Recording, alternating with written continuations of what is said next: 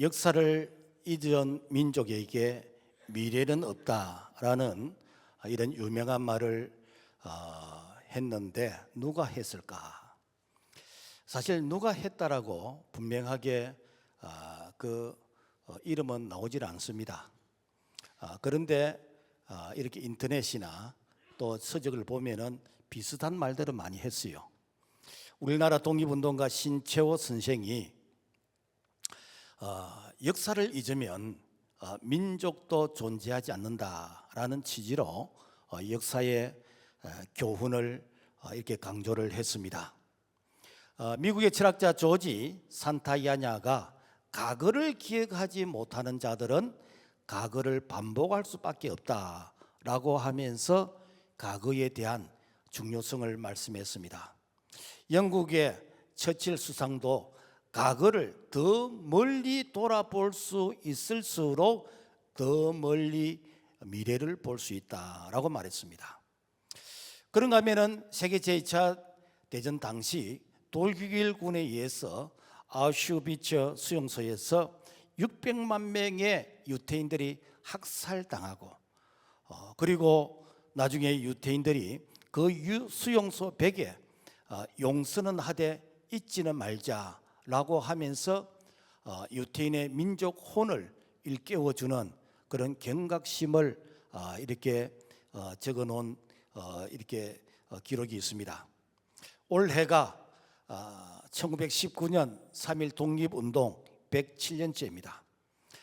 역사를 잊은 민족에게는 미래가 없다라는 이런 교훈 가운데서 다시는 3.1 독립운동 같은 이런 역사가 재현되지 않기 위해서 오늘 내 개인적으로 교회적으로 우리가 어떤 그런 자세를 가져야 될까 함께 이 은혜를 나누기를 원합니다.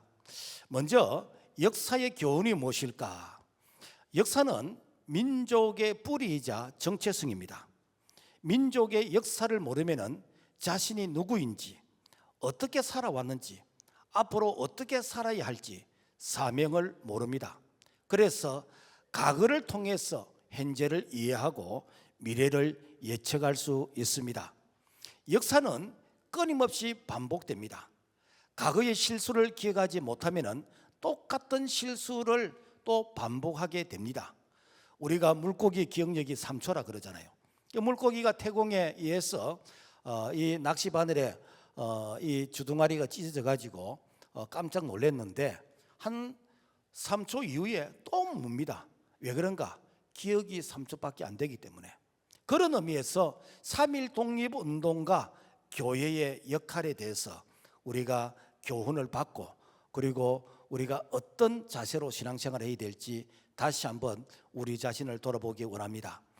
우리나라 역사와 이스라엘의 역사가 비슷한 점이 참 많습니다. 우리나라가 남북으로 나눠져 있듯이 이렇게 이스라엘도 이렇게 북이스라엘과 남유다로 나누어졌어요. 그래서 북이스라엘은 아수르의 이렇게 포로가 돼서 나라가 없어져 버리고 남유다는 바벨론 포로 70년 생활을 하고 다시 돌아오게 되어졌는데 우리 민족의 과거 일제강점기 36년의 고통의 역사가 있었다면 이스라엘은 바벨론의 침략 70년의 고통이 있어요. 그 고통의 현장 가운데서 눈물로 기도했던 예레미야 선지자가 있었는가 하면은 우리 민족도 일제강점기 때 참 교회에서 나라를 걱정하면서 교회를 위해서 순교하면서 눈물로 기도했던 많은 이렇게 신앙의 선배들이 있습니다.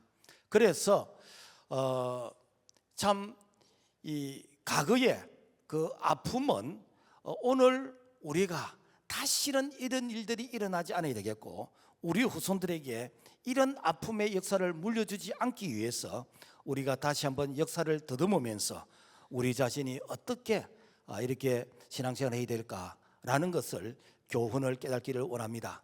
먼저 이 오늘 우리가 읽었던 성경의 이 예레미야서의 배경을 살펴보면은 주전 586년 신흥 강국 바벨론의 군대가 예루살렘을 침략하게 됩니다. 이때에 성문은 불타게 되어지고 성전의 이 기물들은 다 빼앗기면서 그야말로 이 성전이 허물어졌습니다. 예루살렘의 성이 망하는 것을 본 백성들은 그야말로 비명을 지르면서 절망했습니다. 우리가 성전 중심으로 살았는데 이제는 이 성전이 무너져 버렸어요. 특히 예레미야 선지자는 자기 동족이 많은 것을 보면서 눈물과 금식으로 기도했습니다. 그렇다면 이 남유다가 망하는 것이 어느 날 갑자기 바벨론의 침략에 의해서 망했는가? 아니에요. 선지자들이 끊임없이 경고를 했습니다. 나라 안에는 우상 숭배와 부패가 극에 달했고 밖에서는 강대국 바벨론이 침략을 위협하고 있었고, 그런 가운데서 이 왕은 하나님께 도움을 구하는 그런 이렇게 신앙적인 자세는 없고, 이 애국, 이집트, 이 세상 나라를 통해서 이제는 나라를 보호받으려고 하는 이런 자세였어요. 그래서 백성들에게 예배라는 것은 형식적이었고 마음은 하나님과 멀어졌습니다.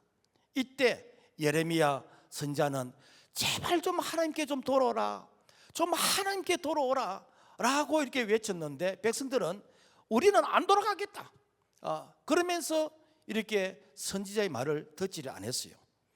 심지어는 예레미야 선지자를 향해서 배신자다. 왜 배신자인가? 아니, 나라를 위해서 좀 좋은 말 이렇게 길한 그런 말을 좀 해야 되지, 왜 흉한 뭐 우리의 죄를 지적하고 이렇게 하면 나라가 망한다는 듣기 싫은 그런 기분 나쁜 말을 하느냐라고 하면서 그야말로 이 선지자를 왕따를 시켰어요.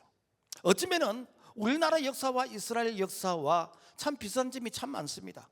우리가 일제 376년에 그 고통을 겪을 때도 이런 일이 있었고, 어쩌면은 오늘 이 시대도 우리가 그런 시대를 따라가지 않는지, 목사가 선지자의 사명으로 성경적 관점에서 이 동성애는 나쁜 것이고 그리고 나쁜 차별금지법을 통해서 이제 종교의 자유를 제한하고 있는 이런 부분들, 심지어는 이제는 이 종교 단체가 종교 본연의 그 어떤 사명에서 벗어나면 교회를 폐쇄시키겠다는 이런 발의까지 국회에서 하고 있는데, 그런데 교회가 조용하게 침묵하고 있고, 뭐 교인들이 아무리 없는 것에 침묵한다면은 이 침묵은 우리 다음 세대들에게 눈물이 될 수 있다라는 것입니다.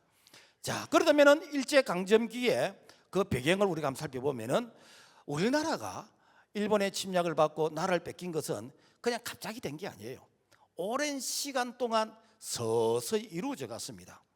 조선이 망한 것은 지도자들의 그런 당파 싸움과 무능과 무지를 통해서 죄 없는 백성들이 이제 엄청난 고통을 당하게 되지는 이런 아픔을 백성들에게 이렇게 물려주었다라는 것입니다.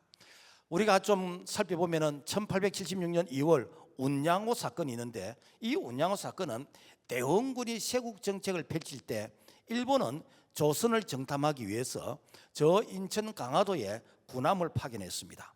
이때에 조선 수비군으로 있던, 지금 말로 하면은 연안 이렇게 해군 같은 이런 경비대가 그 일본군과 이게 전투를 벌이게 됩니다. 이를 계기로 일본은 조선에 강화도 조약이라는 것을 강제로 맺게 됩니다. 이 조약의 내용은 이 조선은 앞으로 부산항과 그리고 인천항과 원산항을 개방을 하고 여기는 치의 법권으로 인정을 해달라. 그리고 일본 화폐가 통용되게 해주고 무관세로 할 수 있도록, 무역을 할 수 있도록 인정을 해달라. 이때부터 조선의 통치권이 빼앗기기 시작했습니다. 1882년 이모군란이 일어났는데, 이때는 이 조선 안에서 우리가 좀 신식 문화를 좀 받아들이자. 아니다, 신식 문화를 받아들이면은 이 조선이 이게 외국에게 침략을 당한다. 그래서 신식 군대와 구식 군대 간의 갈등이 있었는데, 이 구식 군대가 신식 군대의 일본 교관을 살해하고 일본 공사관을 습격했습니다. 이 사건을 통해서 1882년 8월 20일 제물포 조약이라는 조약을 맺습니다. 이 내용은 일본은 앞으로 조선에 있는 일본인들을 보호할 목적으로 조선의 일본 군대를 주둔시키겠다라는 것입니다. 그때에 명성황후 민비는 나라의 위기를 해결하기 위해서 도저히 우리 국내에서는 이 문제를 해결하지 못해서 청나라의 도움을 요청하게 되집니다. 청나라가 조선에 군사를 주둔시켜서 이제는 내정 간섭을 합니다. 실제로는 이 조선이 이렇게 왕이 있고 그리고 지금 말하면 국문인데도 불구하고 청나라가 와서 이래라 저래라 간섭하는 거예요. 그랬더니 개화파들이 쿠데타를 일으켜서 청나라 군인을 쫓아냅니다. 이것이 무엇인가? 1884년 갑신정변. 그러니까 국내 문제를 외국의 도움으로 사태를 수습하려고 하는, 소위 말해서 국권을 포기한 그러한 일이 있었다라는 것입니다. 1894년, 1895년 청일전쟁이 있었어요. 이 조선에 동학 농민이 이렇게 반란을 일으켜서, 내란을 일으켜서 그래서 수습이 안 되는 거예요. 그래서 정부로 된가 청나라의 도움을 요청합니다. 이때 청일 전쟁이 일어나는데 일본이 승리하게 됩니다. 그럴 때에 이 명성황후 민비는 이제는 청나라의 도움이 아니라 이제는 러시아의 힘을 빌려서 일본 군인을 몰아내려고 합니다. 일본은 조선의 이 함락을 방해하는 눈에 가시 같은 이 명성황후를 이렇게 국모를 이렇게 살해하고 그리고는 야산으로 끌고 가서 난도질을 해서 기름을 부어가지고 불에 태워서 화장을 시켜버립니다. 이것이 1895년 10월 8일 을미사변인 것입니다. 그리고 1904년 러일 전쟁이 있었는데 일본은 청일 전쟁에서 승리한 그 승리의 이제는 여파를 가지고 러일 전쟁에서도 승리를 합니다. 그러면서 일본은 그 승리의 대가로 이제부터는 조선을 우리가 접수하겠다. 그리고 만주 땅도 접수를 하겠다. 그래서 그야말로 이 조선과 만주가 일본의 통치 다스림 속에 들어가게 되었다라는 것입니다. 그리고 1905년 을사조약이 있는데 이거는 일본이 이제 한국의 모든 정치, 행정, 군사 다 장악을 합니다. 그래서 한국의 국방도, 외교도, 재정도, 교통도, 통신도, 산업 등 모든 부분을 이제는 일본이 다 장악을 하는 거예요. 그래서 1906년 2월 서울에 통감부가 설치되고 일본 이토 히로부미가 초대 통감으로 취임하게 됩니다. 이때 이완용이 이런 말을 했습니다. 나쁜 평화론, 우리 한번 들어본 적이 있잖아요, 그죠? 이완용이 고종에게 강대국 일본과 전쟁을 하면은 백성들이 많이 다치고 죽어갈 것인데 이 나라가 이 초토화되지는 거 이런 것보다도 나쁜 평화가 전쟁보다 낫다라고 하는 을사조약의 정당성을 주장을 합니다. 우리가 몇 년 전 어떤 좌파 성향의 국회의원이 아무리 더러운 평화라도 이기는 전쟁보다 낫다 이런 말을 했습니다. 그러니까 우리 대한민국이 공산화가 되든지 사회주의가 되든지 전쟁은 하면 안 된다. 어찌 보면 항복과 같은 이런 발언을 했어요. 이거는 아주 위험한 국가관입니다. 우리가 왜 3.1 운동을 했습니까? 우리가 왜 6.25 전쟁을 했습니까? 자유 대한민국을 지키기 위해서 했어요. 자유가 없는 교회는 없습니다. 자유는 지키는 자만이 누릴 자격이 있습니다. 그래서 우리가 바른 국가관, 바른 성계관을 가져야 우리가 역사의 이 교훈을 통해서 다음에 미래가 있다라는 것입니다. 1910년 8월 한일 합방 조약이 맺어졌는데 이제 우리는 나라를 일본에게 다 뺏겨 버렸습니다.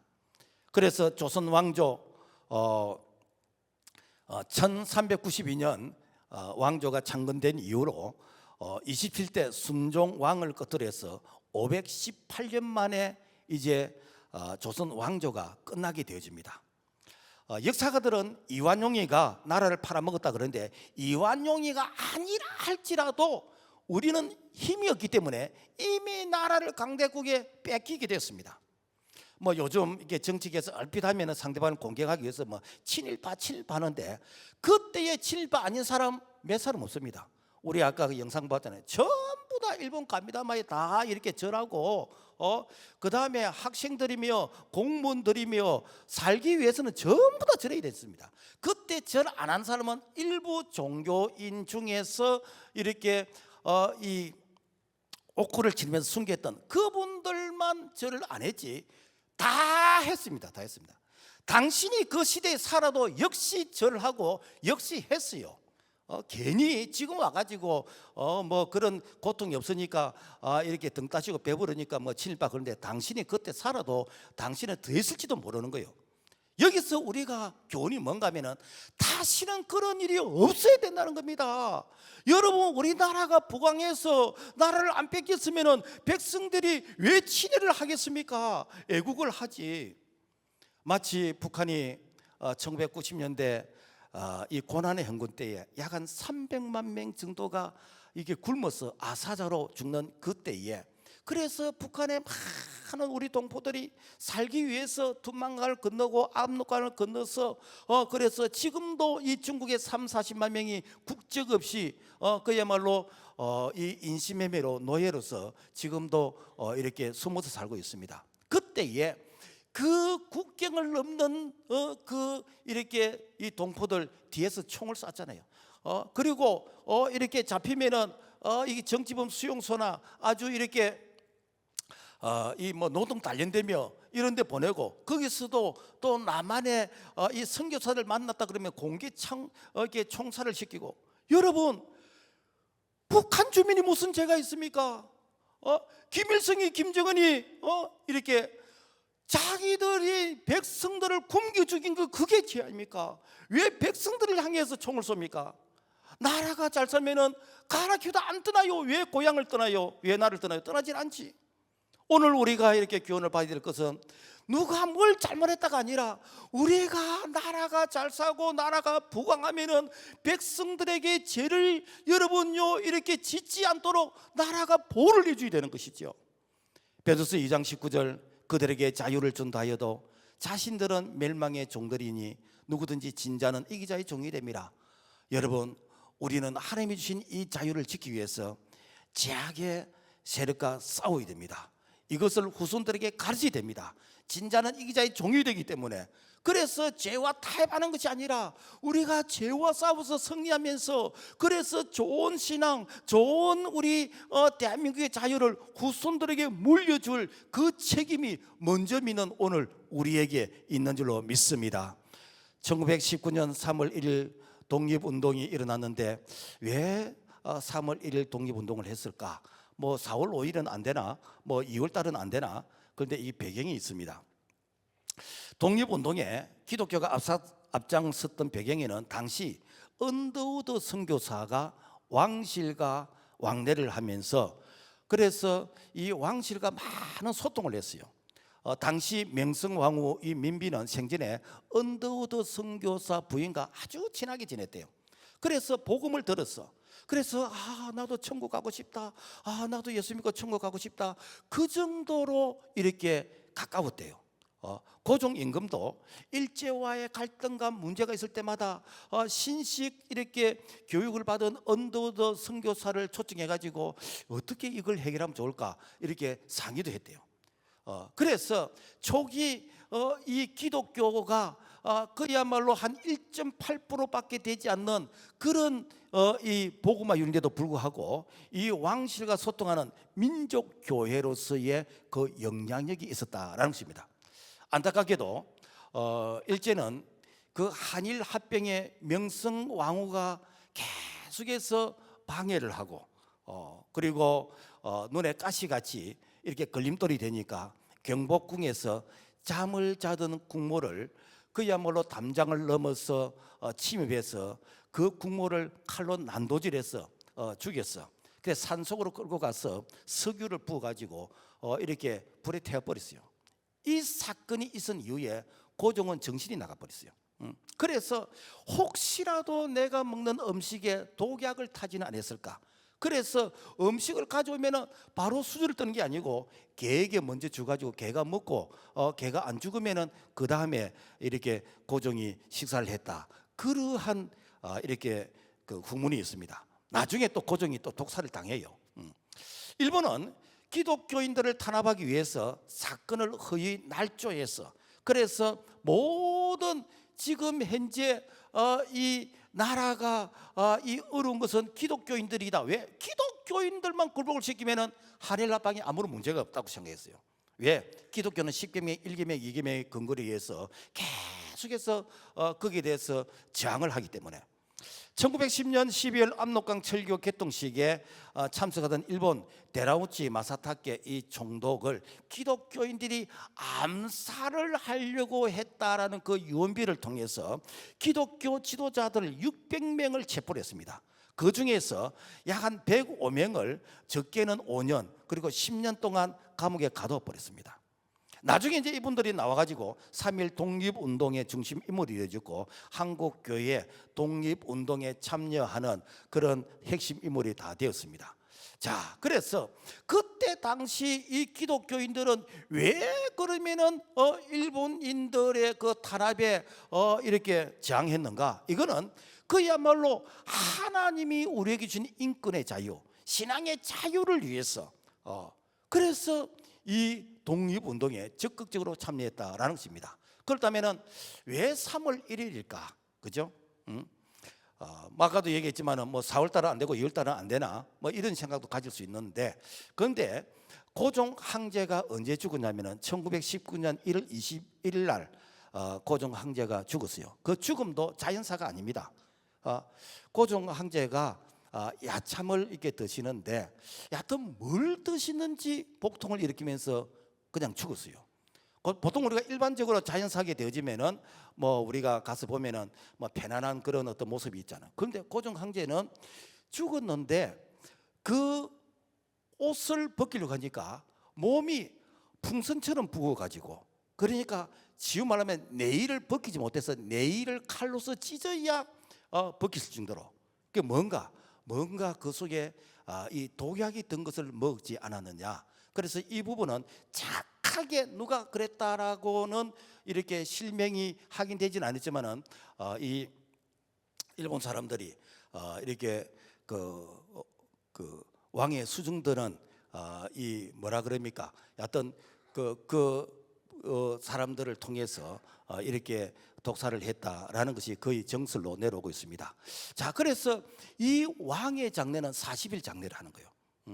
그래서 3월 3일이 고종 장례식입니다. 그런데 3월 2일은 주일입니다. 그래서 독립운동을 언제 해야 될까? 그래서 기독교인들은 예배를 드려야 되기 때문에, 그래서 기독교인들이 예배 드리는 날은 할 수 없고 그리고 3월 1일이 토요일인데, 그래서 토요일 날 이제 독립운동을 하게 되지고, 그 다음에 또 3월 그때에 하게 된 것은 그때에 이 고종 황제 장례식에 참여하기 위해서 전국에서 사람들이 엄청나게 몰려들었어요. 그래서 그 시기를 이용해서 바로 독립 이게 선언서를 낭독하게 되어지는 그런 디데이를 잡았다라는 것입니다. 그래서 3.1 독립운동을 시작한 48명 중에서 24명 반이 기독교인이었어요. 그리고 독립선언서를 낭독한 대표 가운데서 33명 중에서 16명이 기독교인이고 그 중에서 14명이 목사님이었고, 그리고 천도교가 15명, 불교가 2명이었습니다. 그때 당시 인구는 한 2천만 명 정도 되어졌고, 그리고 조선 총독부가 통계한 바에 의하면 교회가 한 2,883개 있는데 그 중에서 2,000개가 다 북한의 교회가 있었고 남한은 한 7, 800밖에 없었어요. 그리고 신도는 한 35만 되어졌다. 그러니까 기독교인들의 이 복음화율이 한 1.8%, 9%, 2% 미만인데, 그럼에도 불구하고 이 기독교가 그야말로 나라의 운명을 책임지는 그 정도의 중요한 역할과 사명을 감당했다는 거예요. 만약에 그런 일이 없겠는데, 오늘 이 시대에 이런 일이 있다면 교회가 얼마나 참여할까? 여러분 참여하겠습니까? 그렇지 않아도 뭐 이렇게 이 교회를 대적하는 이런 부분에서 딱 꿀먹은 버니시는 가만히 있는데, 그 시대에 교회에 내가 있었다면은 과연 내가 이렇게 순교를 각오하고 이 독립운동에 참여를 했을까? 바닷물이 썩지 않는 것은 4% 염분 때문에 바닷물이 썩지 않는데, 그 시대에 1.5 내지 2%도 안 되는 기독교인들이 이렇게 독립운동에 적극적으로 이렇게 주역이 될 수 있었던 것, 그것은 무엇인가? 오직 하나님의 말씀, 오직 교회, 그러면서 나라를 사랑하는 그 자유와 그 인권에 대한 그런 간절함이 있었기 때문에 가능했다라는 것입니다. 무엇이 교회가 정치에 참여하게 했습니까? 신앙의 선배들은 하나님이 우리에게 주신 천부적인 인권, 이 신앙의 자유를 지키기 위해서 그랬어요. 안타까운 것은 정치인들이 이렇게 교회가 정치에 참여하면은 교회를 폐쇄하겠다고 이렇게 발의를 하고 예배를 통제하고 하나님의 말씀을 대적하는 이런 언행을 해도 그냥 가만히 침묵하고 있습니다. 침묵은 동조입니다. 최근에는 부정선거 의혹만 제기해도 10년 동안 감옥에 가두겠다고, 그래도 가만히 있습니다. 3.1 독립운동의 가치와 하나님의 나라의 정의를 그야말로 이 배반하는 그 가치의 귀중함을 모르는 바로 이런 자들은, 역사의 교훈을 모르는 자는 또다시 그런 역사를 반복할 수 있다라는 것입니다. 그래서 정말 교회가 마지막 시대에 나팔의 보루가 되어야 되고, 교회가 무너지면 다 무너진다는 이런 생각 가운데서 교회가 정말 선지자적인 이런 사명을 감당이 될 줄로 믿습니다. 독립운동의 결과가 어떻게 되는가? 1919년 3월 1일 독립운동이 시작이 됐는데, 이때부터 전국적으로 독립운동이 일어났어요. 서울 파고다 공원에만 있은 게 아니고 저 시골 장터, 오일장 장터에도 일어나고, 그래서 1214번의 그런 독립만세 운동이 일어났다는 거예요. 그 중에서 3월 31일 경기도 화성 향남면 이 장터에서 독립운동이 일어났어요. 주로 사람들이 많이 모일 때 이 장터에서 많이 했어요. 그래서 일본 군인들이 만세 주동자를 색출한다는 이런 명목으로서 4월 15일 그 동네에 있는 제암리 교회에 마을 사람들을 다 모이게 했습니다. 그 마을 사람들은 영문도 모르고 교회 갔어. 그랬더니 일본 군인들이 교회 밖에서 못 찔려가지고 교회 문을 전부 다 이렇게 폐쇄를 시켜버렸어요. 그리고 창문도 못 찔려가지고 창문이 안 열리도록 해요. 그리고 내가 밖에서 불을 질러버렸어요. 그러니까 안에 29명이 있는 교인들이 통구이가 되는 거예요.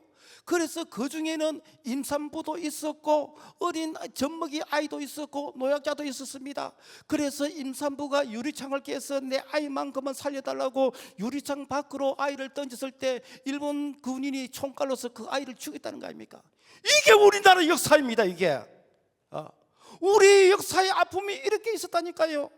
그런데 이 사실을 아무도 몰랐습니다. 왜? 한 마을이 다 죽어버렸기 때문에 완전 범죄로 끝나게 되어버렸어요. 그런데 캐나다 스코필드 이 선교사가 이 소문을 듣고 마을로 찾아갔어. 그래서 전부 다 사진을 찍고 그리고 그 상세하게 조사를 해서, 그래서 일본인들의 만행을 국제사회에 폭로를 했습니다. 이래가지고 일본이 이 조선을 식민지에도 너무 잔인하게 하고 있다. 그러면서 이제 조선에 대한 어떤 동정심이 이제 생기기 시작했어요. 그러면서 이 독립운동가들이 우리가 이렇게 독립운동을 해서는 안 되겠다. 좀 더 우리가 실력을 키우자.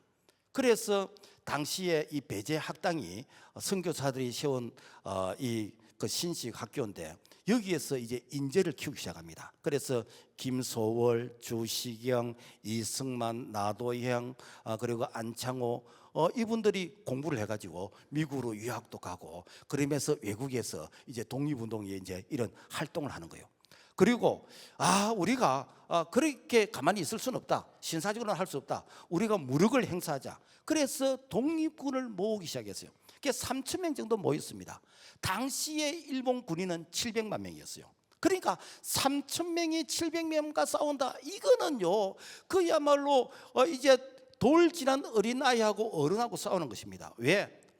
그야말로 이 무기나 그리고 정보나 그 다음에 군사력 무엇보다 절대적인 그런 열세입니다. 그래서 1932년 1월 8일 이봉창이 일본 천황에게 폭탄을 던져서 살인 미수로 그래서 이제 이 감옥에서 죽게 되어졌고, 또 1934월 29일 윤봉길 의사가 도시락 폭탄을 던져서 당시 일본 대장 이 시라카와 요시노리를 이렇게 죽이고, 그래서 이런 일들을 주도한 것이 상해 임시정부에서 이런 일을 주도했는데, 사실은 이렇게 해가지고 독립된 건 아니에요. 그래서 그때 당시에 우리가 대한민국 즉 조선의 이 실상을 좀 전 세계에 알리자. 왜? 그때 당시 이 조선이 있는 줄도 몰라요. 있는 줄 몰라요. 여러분요, 우리가 1970년대까지만 해도 외국에 가면은 이렇게 코리아 그러면 코리아 모르는 나라 되게 많았습니다. 알면은 6.25 정도만 알지 모르는 나라 되게 많았습니다. 그러니까 이 1930년대는요, 여러분 코리아는 자체를 몰라요. 이때에 이승만이 제네바 국제연맹회의에 참석해서 일본의 그 침략의 잔인성을 이제 폭로하기 시작합니다. 1943년 11월 카이로 이 회담에 여기서 미국, 영국, 중국이 참여해서 우리가 대한민국을 독립시키자 라고 하면서 소위 말해서 카이로 선언을 하게 됩니다. 당시에 대한민국이란 이 나라도 들어보지 못한 존재감이 없는 이 대한민국을 국가로 승인한 것이 바로 이승만의 외교였는데, 우리나라에서는 이승만 그러면은 뭐 이웃집 아저씨처럼 생각하는데 아니에요. 여러분 그 시대에 조지 워싱턴 대학을 이게 학사로, 하버드 대학을 석사로, 프린스턴 대학을 박사학위를 받은, 지금도 이 대학이 세계적으로 유명한 대학인데 그 세계 대학을 여러분요 아주 우수한 성적으로 졸업을 한 그래서 세계적으로 볼 때 정말 이게 천재에 가까운 그런 국제 강비가 탈환한 그런 지도자란. 대한민국의 독립은 선조들의 그런 몸부림도 있었지만은 사실은 우리 힘으로 된 건 아닙니다. 1945년 8월 6일 일본 히로시마에 원자 폭탄이 떨어지고 3일 후에 나가사키에 원자 폭탄이 떨어지고, 그래서 일본은 무조건 항복하게 됐어요. 이를 통해서 1945년 8월 15일 대한민국이 해방이 되어졌습니다. 자, 그래서 이 대한민국이 해방이 되었으면 그러면 순조롭게 건국되느냐? 여러분 그게 아니에요. 이 우리가 대한민국 건국에 대해서 옛날에는 그렇지 않은데 최근에 와가지고 이 건국에 대한 어떤 이 이념적인 이런 혼선이 많이 있습니다. 그러니까 건국이 1919년 3.1 독립운동을 중심으로 해야 되는가, 아니면 1948년 8월 15일을 해야 되는가, 그래서 무엇이 팩트냐 라는 이런 사실에서, 그래서 정부가 조금 좌편향의 이런 정부가 있으면은 이렇게 1919년이 우리나라 건국이라고 그러고, 그리고 조금 이렇게 애국적인 그런 어떤 성향이 있는 사람은 1948년을 그러고, 여러분요 우리나라 역사는 이념으로 접근하면 안 됩니다. 팩트, 사실을 통해 접근해야 되는 거예요. 1919년 3월 1일 독립운동이 있었는데 그 이후에 1919년 4월 10일 중국 상해에 임시정부를 이렇게 세웠습니다. 임시정부는 그야말로 임시 사무실과 같은 그런 수준이요.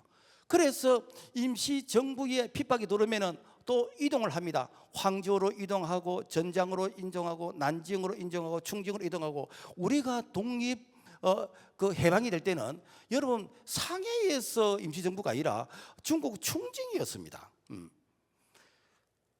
당시 임시정부는 국제적으로 공인받지 않는 그런 정부였습니다. 그래서 독립의 의지를 불태우는 그래서 전 세계에 우리의 독립의 의지를 알리는 그런 부분이지만은 이렇게 국제적으로 대한민국이 이렇게 국가로서 인정을 받지 못했어요. 그런데도 불구하고 1919년을 이렇게 건국으로 이렇게 주장하는 사람들은 그 헌법 전문에 대한 그런 그 어떤 오해, 우리가 옛날에 뭐 헌법 전문 좀 외웠잖아요, 그죠? 유구한 역사와 전통이 빛나는 우리 대한민국은 3.1 운동으로, 그러면서 3.1 운동으로 건립된 대한민국 임시정부와 법통과 불의 한건 4.19 민주 이념을 계승하고, 여기에서 이 3.1 운동으로 건립된 대한민국 임시정부 이 부분을 이렇게 대한민국 건국으로 인정하자라는 그런 주장인데, 여러분요, 나라가 건국이 되려면 먼저 자기 땅이 있어야 됩니다.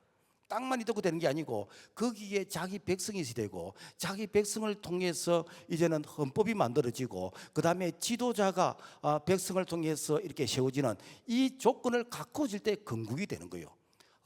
남의 나라에서 임시로 세운 그거는 나라로서의 그런 조건을 갖추지 않는 것이요. 요즘 우리가 이렇게 그 혼란이 있는 정교 분리, 이 말도 잘못된 말입니다. 원래 미국에서 수정헌법 제1조는 국교 분리입니다. 그러니까 국가는 종교에 대해서 간섭하지 못한다. 반대로 종교는 국가의 잘못된 것을 지적할 수 있다. 이것이 원래 국교 분리인데, 이것이 우리 한국으로 들어갈 때 번역을 할 때 어떻게 번역을 했는가? 정치와 교회는 분리한다, 이렇게 번역을 해버렸어요. 사실 원래 내용은 그게 아닌데, 그러니까 이렇게 정치가 교회에 이렇게 간섭하면 안 되는데 교회가 정치에 간섭하면 안 된다, 이렇게 해석을 해버려. 그래가지고 그냥 사람들을 다 이렇게 입에 마스크를 씌우듯이 이렇게 다 테이프를 붙여놨어요. 이거는 무식이 충만한 것입니다. 자, 그래서 우리 대한민국의 1945년 8월 15일 해방이 되어졌는데, 이 해방의 기쁨이 잠시였습니다. 왜 그런가? 남한에는 자유 대한민국의 이 건국을 이렇게 준비하기 전에 이미 박헌영을 중심으로 해서 이 남한에는 남노당, 공산당을 지지하는 사람들이 70%가 넘었어요. 왜 그런가? 그때 당시에 다 소장농하고 머슴 살고 자기 땅이 없는 이런 사람들에게 이 공산당이 들어오면 여러분들 땅을 다 공짜로 줍니다. 저 모든 것이 다 평등해집니다. 무슨 사람들도 이제는 반장할 수 있고 모든 것이 다 똑같습니다. 그러니까 사람들이 욱해버린 거예요. 그리고 되는가? 다 공산당이 좋다고 이렇게 다 참여 다 했어요. 그래서 이렇게 사실은 이 6.25가 일어난 그 배경도 뭐냐면은 이 박헌영이가 이 남한에는 이게 공산당이 70% 넘기 때문에, 그래서 서울만 오면은 공산당 한영 대를 할 것이라 이런 환상에 젖어 있었습니다. 그러니까 그게 6.25가 착각을 일으킬 수 있는 그런 배경이 되었어요. 그래서 이 남노당이 이제 그 대한민국의 이 자유 건국을 방해를 했는데 엄청나게 방해를 했습니다. 그게 대표적인 뭐인가? 1948년 4월 3일 제주도 무장 봉기였습니다. 그 제주도에서는 그 국민 투표 선거를 안 했잖아요. 왜? 워낙 무장 봉기가 심해가지고. 그리고 10월 19일 여순 반란 사건, 이 공산 폭도 사건이거든요. 이때 무고한 시민들이 아무런 그야말로 이해도 못하고 영문 모르고 엄청나게 죽었습니다. 이런 혼란 가운데서 유엔군의 감시 하에서 1948년 5월 12일 국회의원 총선거가 되었습니다. 그리고 1948년 5월 31일 198명의 국회의원이 선출되어지고 7월 17일 재헌국회가 이어지면서 이제 헌법을 만들게 되고, 7월 20일 국회 간선제로 이승만 대통령을 92.3%로 당선해서, 그래서 우리나라 초대 건국 대통령으로서 1948년 8월 15일 이렇게 이 취임을 하게 되는 것이고, 그리고 대한민국 정부가 수립이 되었습니다. 그해 1948년 12월 10일 유엔 총회에서 한반도를 유일한 정부로 국가로서 승인을 해주고, 이때부터 이 영어 표기가 리퍼블릭 오브 코리아, 우리가 대한민국 그러면 리퍼블릭 오브 코리아거든요. 그래서 외국에 나가면은 사우스 코리아냐 노스 코리아냐 묻는데, 사실 우리는 사우스 안 해도 리퍼블릭 오브 코리아가 대한민국의 공식이 명칭이 그때부터 시작이 되어졌어요. 그래서 유엔으로부터 합법적인 국가로 인정을 받았습니다. 그런데 이제 1950년 6월 25일 전쟁이 일어날 때에 이 유엔이 대한민국을 도울 것인가 말 것인가, 이때에 대한민국이 합법적인 국가로 인정을 받았기 때문에 유엔에서 돕기로 이렇게 계력이 됐어요. 만약에 합법적인 인정을 받지 못하고 임시정부와 같은 이런 상태에 있었다면 이거는 6.25는 내란이지, 이거는 민족의 전쟁이지, 이게 국가 간의 전쟁이다라고 인정을 안 해주는 거예요. 그런데 이념의 사상에 치우친 사람들은 건국 대통령 이승만을 지우기 위해서, 그래서 1948년 8월 15일 이 건국을 자꾸 부인하는 것입니다. 그러면 뭘 세우려 그런가?